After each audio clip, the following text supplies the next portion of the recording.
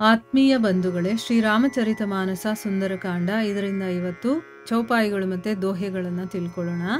ರಾವಣ ಕ್ರೋಧ ಅನಲ್ ನಿಜ ಶ್ವಾಸ ಸಮೀರ ಪ್ರಚಂಡ ಜರತ್ ವಿಭೀಷಣು ರಾಖೆವು दीन हेवु राजु अखंड जो संपत्ति शिव रावण ही दीन ही दिए दस माथ सोई संपदा विभीषण ही सकुची दीन ही रघुनाथ अस प्रभु छाड़ी भजही जे आना ते नर पशु बिनु पूंछ बिशाना निज जन जानी ताही अपनावा प्रभु सुभाव कपि कुल मन भावा पुनि सर्वज्ञ सर्व उर बासी सर्वरूप सब रहित उदासी बोले वचन नीति प्रतिपालक कारण मनुज दनुज कुल घालक सुनु कपीस लंकापति बीरा केहि विधि तरिय जलधि गंभीरा संकुल मकर उरग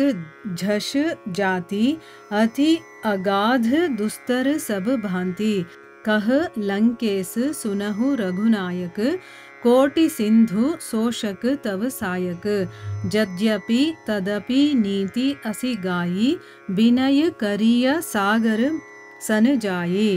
ಇವು ಚೌಪಾಯಿಗಳು ಮತ್ತು ದೋಹೆಗಳು. ಈಗ ಇದರ ಅರ್ಥವನ್ನು ತಿಳ್ಕೊಳ್ಳೋದಕ್ಕೆ ಪ್ರಯತ್ನ ಮಾಡೋಣ. ಇಲ್ಲಿ ತುಳಸಿದಾಸರು ಹೇಳ್ತಾರೆ, ರಾಮ ವಿಭೀಷಣನಿಗೆ ಹೇಳ್ತಾನೆ, ನಿನಗಿಷ್ಟ ಇಲ್ಲ ಅಂತಂದ್ರು ನಿನಗೆ ಲಂಕೆಯ ರಾಜನನ್ನಾಗಿ ಅಂದರೆ ಈಗ ನಿನಗೆ ರಾಜ್ಯಾಭಿಷೇಕವನ್ನು ಮಾಡ್ತೀನಿ ಅಂತಂದ್ಬಿಟ್ಟು ಹೇಳ್ತಾನೆ. ಪ್ರಜ್ವಲಿಸ್ತಾ ಇದ್ದಂತಹ ರಾವಣನ ಕ್ರೋಧಾಗ್ನಿಯಿಂದ ಬೆಂದು ಹೋಗಿದಂತಹ ವಿಭೀಷಣನನ್ನ ಶ್ರೀರಾಮಚಂದ್ರ ಏನು ಮಾಡ್ತಾನೆ, ತನ್ನ ವಚನಾಮೃತ ಧಾರೆಯಿಂದ ಅವನನ್ನು ಸಂತೈಸ್ತಾನೆ. ಅಲ್ಲಿ ತುಂಬಾನೇ ಹಿಂಸೆಗಳನ್ನು ಅನುಭವಿಸಿರ್ತಾನೆ ವಿಭೀಷಣ ಅಲ್ವಾ. ಸೊ ಅದಕ್ಕೋಸ್ಕರನೇ ಈಗ ಅವನನ್ನು ಒಳ್ಳೊಳ್ಳೆ ಮಾತುಗಳನ್ನು ಹಾಡಿ ಈಗ ಅವನು ಸಂತೈಸ್ತಾ ಇದ್ದಾನೆ. ನೋಡಿ, ಅಲ್ಲಿ ಕಾಲಿಂದ ಒದ್ದಿಸ್ಕೊಂಡು ಬಂದ, ಆದರೆ ಇಲ್ಲಿ ರಾಮ ಏನು ಮಾಡ್ದ, ಅವನಿಗೆ ರಾಜ್ಯದ ಅಭಿಷೇಕವನ್ನೇ ಮಾಡ್ತಾ ಇದ್ದಾನೆ. ಕರುಣಾಮೂರ್ತಿಯಾದಂತಹ ಶ್ರೀರಾಮ ಅವನನ್ನು ರಕ್ಷಣೆ ಮಾಡಿ ಅಖಂಡ ರಾಜ್ಯವನ್ನು ಕೂಡ ಅನುಗ್ರಹಿಸ್ತಾ ಇದ್ದಾನೆ.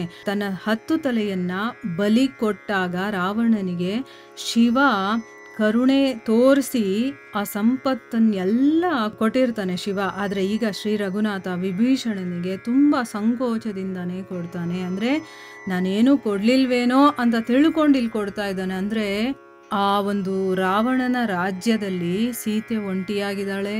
ಅವಳ ವಿಷಯ ಅಲ್ಲಿ ಯಾರಿಗೂ ಗೊತ್ತಿಲ್ಲ, ಯಾರು ಹೇಳೋರಿಲ್ಲ ಹನುಮಂತ ಹೋದಾಗ.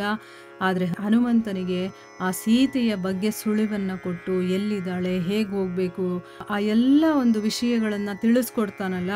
ಅವನು ಮಾಡಿರುವಂತಹ ಸಹಾಯಕ್ಕೆ ನಾನು ಲಂಕೆ ರಾಜ್ಯವನ್ನು ಅವನಿಗೆ ಕೊಡಿಸೋದು ಏನು ದೊಡ್ಡ ಮಾತಲ್ಲ ಅನ್ನೋದನ್ನು ಇಲ್ಲಿ ತಿಳಿಸ್ತಾ ಇರೋದು. ಅಂದರೆ ಸಂಕೋಚ ಪಟ್ಕೊಂಡೆ, ಅಂದರೆ ನಾನು ಮಾಡ್ತಾ ಇರೋದು ತುಂಬ ಕಡಿಮೆ, ಅಂದರೆ ನಾನು ಏನೂ ಕೊಡ್ತಾ ಇಲ್ವೇನೋ ಅನ್ನೋ ಮಟ್ಟಿಗೆ ಅವನಿಗೆ ಅನ್ನಿಸ್ತಾ ಇದೆ ಭಗವಂತನಿಗೆ. ಅಂದರೆ ಸೀತೆ ಅಷ್ಟು ಇಂಪಾರ್ಟೆಂಟು ರಾಮನಿಗೆ. ಆ ಸೀತೆಯವರೆಗೂ ತಲುಪೋದಕ್ಕೆ ಹನುಮಂತನಿಗೆ ಅಷ್ಟೆಲ್ಲ ಸಹಾಯ ಮಾಡ್ತಾನಲ್ವಾ. ಅದಕ್ಕೋಸ್ಕರ ಇಲ್ಲಿ ಆ ರೀತಿ ಹೇಳ್ತಾ ಇದ್ದಾರೆ. ಇಂತಹ ಕೃಪಾಳುವಾದ ದೊರೆಯನ್ನು ಮರೆತು ಬೇರೆಯವರನ್ನು ಯಾರು ಭಜಿಸ್ತಾರೋ ಅವರು ಕೊಂಬು ಬಾಲ ಇಲ್ಲದೆ ಇರುವಂತಹ ಪಶುಗಳೇ ಅಂತಂದ್ಬಿಟ್ಟು ಇಲ್ಲಿ ತುಳಸಿದಾಸರು ಹೇಳ್ತಾ ಇದ್ದಾರೆ. ಶ್ರೀರಾಮ ವಿಭೀಷಣನನ್ನ ತನ್ನ ಭಕ್ತ ಅಂತ ತಿಳ್ಕೊಂಡು ತನ್ನವನನ್ನಾಗಿ ಮಾಡ್ಕೊಳ್ತಾ ಇದ್ದಾನಿಲ್ಲಿ. ಪ್ರಭು ಸ್ವಭಾವದಿಂದ ವಾನರರೆಲ್ಲರಿಗೂ, ಅಂದರೆ ಆ ರಾಮ ನಡ್ಕೊಂಡಂತಹ ರೀತಿಯಿಂದ ಆ ವಾನರರೆಲ್ಲರಿಗೂ ಕೂಡ ತುಂಬ ಸಂತೋಷ ಆಗುತ್ತೆ.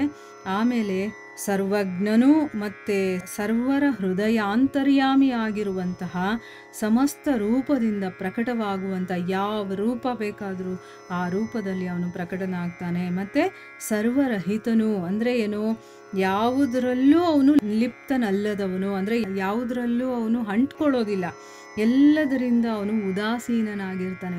ಆ ರೀತಿಯ ಉದಾಸೀನನು, ಭಕ್ತರನ್ನು ಅನುಗ್ರಹಿಸುವಂಥವನು, ಮಾನವ ಶರೀರವನ್ನು ಧರಿಸುವಂಥವನು, ಆಮೇಲೆ ಧನುಜ ಕುಲನಾಶಕನು ಅಂದರೆ ರಾಕ್ಷಸರನ್ನು ನಾಶ ಮಾಡುವಂಥವನೂ ಆದಂತಹ ಶ್ರೀರಾಮಚಂದ್ರ ನೀತಿಯಿಂದ ತುಂಬಿದ ಕೆಲವೊಂದು ಮಾತುಗಳನ್ನು ಹೇಳ್ತಾನೆ. ಏನು ಹೇಳ್ತಾನೆ ಅಂತಂದರೆ, ಎಲೈ ವೀರ ಕಪೀಶ್ವರ ಸುಗ್ರೀವನೇ, ಲಂಕೇಶ್ವರ ವಿಭೀಷಣನೇ. ನೋಡಿ, ಇಲ್ಲಿ ಇಬ್ಬರಿಗೂ ಕೂಡ ಆ ರಾಜ್ಯವನ್ನು ಕೊಡಿಸಿರೋನು ಅವನೇನೆ, ರಾಮನೇ ಅಲ್ವಾ. ವಾಲಿಯಿಂದ ರಾಜ್ಯವನ್ನು ಸುಗ್ರೀವನಿಗೆ ಕೊಡಿಸ್ದ, ರಾವಣನಿಂದ ಈಗ ವಿಭೀಷಣನಿಗೆ ರಾಜ್ಯವನ್ನು ಕೊಡಿಸ್ತಾ ಇದ್ದಾನೆ. ಅವರಿಗೆ ಹೇಳ್ತಾನೆ, ಈ ಗಂಭೀರ ಜಲದಿಯನ್ನು ದಾಟೋದು ಹೇಗೆ?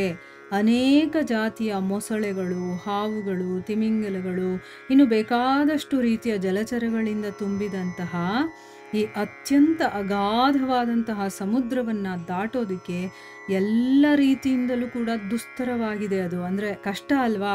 ಬೇಕಾದಷ್ಟು ಜೀವರಾಶಿಗಳಿದೆ, ಅವೆಲ್ಲವೂ ಕೂಡ ತೊಂದರೆ ಕೊಡುವಂಥದ್ದು ಇದೆ. ಆಮೇಲೆ ಅಗಾಧವಾದಂತಹ ಸಮುದ್ರ ಬೇಡ, ತುಂಬ ದೊಡ್ಡದು.